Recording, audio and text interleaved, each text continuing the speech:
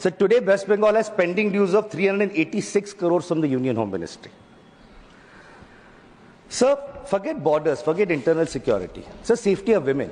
I'm sure that the Honorable Home Minister are also concerned about that.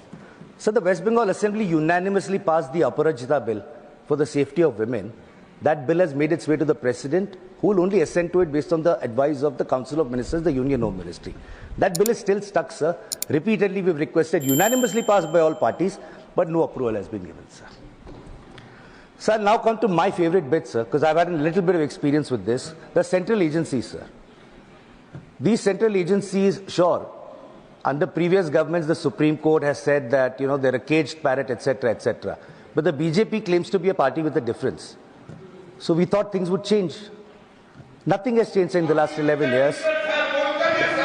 महोदय, अभी इस सदन में हमारे साथी गोखले जी द्वारा जो भारत के उस राज्य को रिप्रेजेंट करते हैं जो फाइन आर्ट्स और गरिमा में अपना एक उच्च स्थान रखता है, जिसे बंगाली भद्र लोक कहा जाता है, परंतु आज उस इनिशिएशन के साथ मुझे लगता है उस भद्रता के साथ जो क्रूर मजाक हुआ है उसके ऊपर बात करते हुए मैं पीड़ा के साथ अपना निवेदन प्रारंभ करता हूं। आज हम गृह मंत्रालय के विषय में चर्चा के लिए एकत्र हुए हैं और हमारी सरकार 26 मई 2014 को आने के बाद गृह मंत्रालय की टोन एंड टेनर में क्या परिवर्तन आया, इसे मैं सिर्फ दो वानगी में बताना चाहता हूं। 26 मई 2014 के बाद आप सबको ध्यान होगा, उससे पहले बीएसएफ जो कि गृह मंत्रालय के अंडर में आता है, पहले उधर से बहुत फायरिंग हुआ करती थी। उसके बाद पहली फायरिंग हुई तो मुझे याद है उस समय राजनाथ सिंह जी गृह मंत्री थे। यहां पे खबर आया कि साहब वहां से कहा जाता था फायरिंग हो तो सिर्फ व्हाइट फ्लैग दिखाना है। आपको पता है कि उस समय गृह मंत्रालय से संदेश गया बीएसएफ के डीजी को कि अब ये मोदी की सरकार है, अब व्हाइट फ्लैग नहीं दिखाया जाएगा, फायरिंग के ऊपर 4 गुना फायरिंग का जवाब दिया जाएगा। और आप सबने देखा होगा पिछले 10 सालों में सीमा पर फायरिंग में शांति आ गई है। दूसरा उदाहरण देना चाहता हूं, जब हमारी सरकार आई 26 मई 2014 को, उस समय अभी आईबी का उल्लेख हुआ जो गृह मंत्रालय में आती है, इंटेलिजेंस ब्यूरो, उसके चीफ श्री आसिफ इब्राहिम थे जो कांग्रेस पार्टी के शासनकाल में आईबी चीफ बने थे। वैसे तो हम किसी भी अफसर को धर्म जाति के आधार पर नहीं देखते, पर उस समय इस बात का प्रचार किया गया था कि देखिए एक मुस्लिम अधिकारी को आईबी का चीफ बनाया गया। परंतु आज तक का भारत का इतिहास है, जब कोई सरकार बदलती है तो आईबी चीफ 1 महीने से ज्यादा नहीं रहता है। परंतु श्री नरेंद्र मोदी जी की सरकार में श्री आसिफ इब्राहिम का 8 महीने का कार्यकाल था और उन्होंने उसे 8 महीने का कार्यकाल पूरा किया। याद रखना चाहिए कि मोदी जी के कार्यकाल का पहला आईबी चीफ मुस्लिम समाज से था। यह दर्शाता है कि हम समाज के वर्गों को डर पैदा करके साथ में नहीं लेना चाहते, विश्वास पैदा करके साथ में लेना चाहते हैं। आज हमारे गृह मंत्री आदरणीय अमित शाह जी गुजरात का प्रतिनिधित्व करते हैं, प्रधानमंत्री जी उत्तर प्रदेश से प्रतिनिधित्व करते हैं। सभापति जी, यह संयोग भारत के इतिहास में 3 बार बना है। पहली बार जब सरदार पटेल गुजरात से थे और पंडित नेहरू उत्तर प्रदेश से थे तो स्वतंत्रता का काल था। दूसरी बार लाल कृष्ण आडवाणी जी गृह मंत्री थे और अटल बिहारी वाजपेयी जी उत्तर प्रदेश से थे, तब भारत ने 21वीं सदी में प्रवेश किया था। आज जब अमित शाह जी गुजरात से हैं और मोदी जी यूपी से हैं, तो भारत ने अमृत काल में प्रवेश किया है। अर्थात मैं कह सकता हूं काल के कपाल पर, भारत के भाल पर कुछ तो नया होने वाला है और कुछ ना कुछ तो नया हुआ है, उसे आज समझने की जरूरत। अब मैं बताना चाहता हूं कि गृह मंत्रालय ने इस दरमियान किस किस प्रकार से कार्य किए। मैं 3 प्रकार के कार्य बताना चाहता हूं। एक, वो कार्य जो पिछली सरकारें भी कर रही थी वो हमने करके दिखाया। दूसरा, वो कार्य जो पिछली सरकारें कर ही नहीं सकती थी, सोच नहीं पाई, वो करके दिखाया। और तीसरे वो कार्य हैं जिसपे पिछली सरकारों ने एड़ी चोटी का जोर लगा दिया कि नहीं हो सकते, वो भी करके दिखाया। पहली श्रेणी में वो कार्य हैं, यानी मैं मानता हूं दूसरी सरकारों ने भी प्रयास किया होगा कि आतंकवाद की घटनाएं कम हो और अपराध की घटनाएं कम हो। तो मैं बताना चाहता हूं आतंकवाद की जो कुल घटनाएं जून 2004 से 14 के बीच में 7214 थी, जो 14 से 2024 के बीच में 2240 से 69% की कमी आई है। कुल मृत्यु जो नागरिकों की और सिक्योरिटी फोर्सेस की होती थी उसमें 68% की कमी आई है। नागरिकों की जो मृत्यु होती थी उसमें 81% की कमी आई है। सिक्योरिटी कोर्सेज में जो फोर्सेस की जो मृत्यु होती थी उसमें 46% की कमी आई है। और मैं एक महत्वपूर्ण बात बताना चाहता हूं, स्टोन पेल्टिंग के इंसिडेंसेस 2010 में 2654 थे, अब 0 हैं। ऑर्गेनाइज हड़ताल 0 है, स्टोन पेल्टिंग 0 है, स्टोन पेल्टिंग में जख्मी होने वाले 0 हैं। सभापति महोदय, पत्थर पड़ने के दौर खत्म हो गया, मगर अगर किसी की अकल पे पत्थर पड़ा हो तो उसे बदला हुआ नजारा नहीं दिखाई पड़ता। इसलिए मैं कहना चाहता हूं, चश्मा उतारो फिर देखो यारो, दुनिया नई है चेहरा पुराना। महिला सुरक्षा के लिए एक अलग प्रभार बनाया गया। 2018 में इंटीग्रेटेड हेल्पलाइन बनाई गई और 181 हेल्पलाइन को राज्यों और केंद्र शासित प्रदेशों के साथ जोड़ा गया।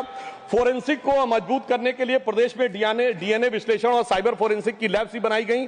मॉडर्नाइजेशन करने के लिए 80 करोड़ की एक अलग मंजूरी दी गई। फोरेंसिक इकोसिस्टम को बेहतर बनाने के लिए 7 नई फोरेंसिक प्रयोगशालाएं बनाने की बात हुई, और जिसमें यूपी, बिहार, उड़ीसा, राजस्थान, छत्तीसगढ़, तमिलनाडु और केरल में, और इसके अतिरिक्त पुणे, गुवाहाटी, भोपाल और कोलकाता की लैब्स को और इंप्रूव करने का कार्य किया गया। ये वो कार्य हैं जो पिछली सरकारों ने सोचा नहीं था वो कर पाए। मैं उदाहरण देना चाहता हूं, एक है सीएए का उदाहरण अभी हमारे साथी ने दिया।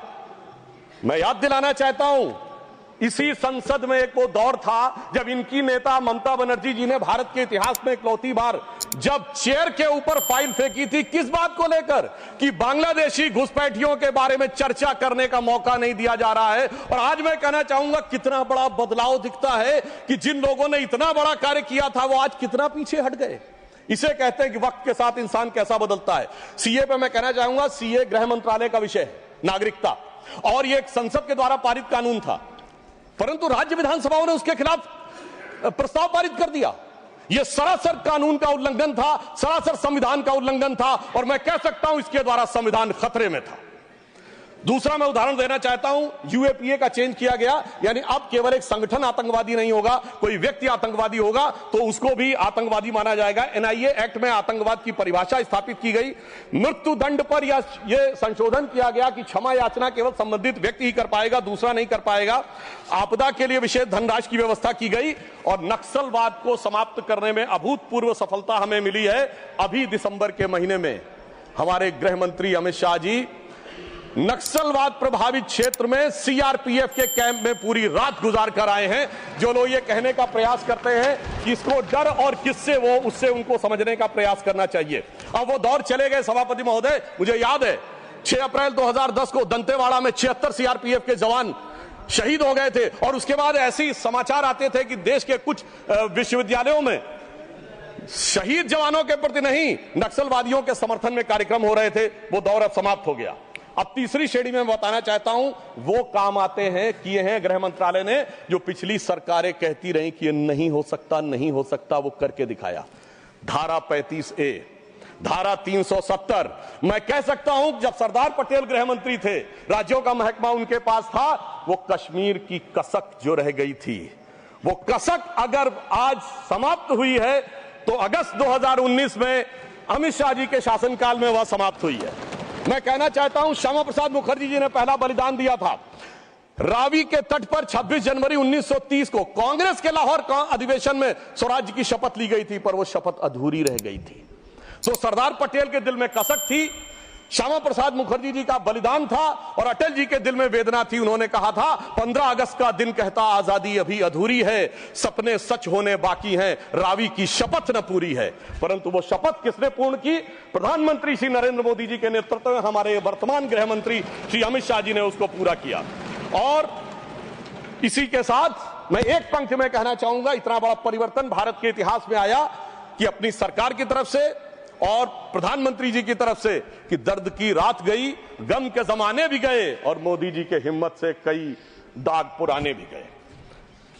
इसके अलावा जो कश्मीर में बड़ा परिवर्तन आया, मैं एक उदाहरण बताना चाहता हूं। अभी हमारे साथी ने डर का उल्लेख किया, तो मैं बताना चाहता हूं 10 सितंबर 2024 को भारत के पूर्व गृह मंत्री सुशील कुमार शिंदे जी का बयान था कि मैं गृह मंत्री के रूप में जाता था तो डल लेक में मैं गृह मंत्री के रूप में होता था, और डर के मारे उनकी क्या हालत होती थी, वह शब्द संसदीय नहीं है।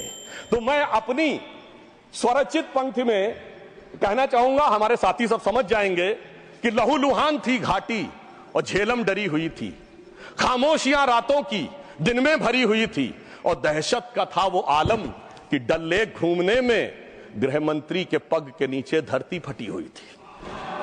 और आप समझिए आज हमारी स्थिति यह है कि हमारे गृह मंत्री वो हैं जिनको देखकर आतंकवादियों की छाती फटने लगती है और आतंकवाद के समर्थन करने वालों के छाती में दर्द होने लगता है। सभापति जी, मैं कहना चाहता हूं, उनकी सरकार और हमारी सरकार में यह अंतर था जो भारत की परंपरा में है।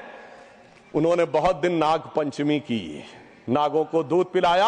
हमने जन्मेजय का नाग यज्ञ करके दिखाया जिसमें सारे नाग आकर समाहित हो गए। तो मैं एक पंक्ति में कहना चाहूंगा, कश्मीर घाटी को लहूलुहान करने वालों सुनो, एक भी शहीद हुआ जवान नहीं भूले हैं, और दूध भी पिलाते हैं परंपरा हमारी मित्र, किंतु नाग यज्ञ का विधान नहीं भूले। और मैं ये कहना चाहता हूं, दूसरा उदाहरण, एक सिर्फ दूसरा उदाहरण, हमारे कांग्रेस के युवा नेता जिन्होंने तथाकथित भारत यात्रा निकाली, उसी कश्मीर कहते हैं कि हालात नहीं बदले।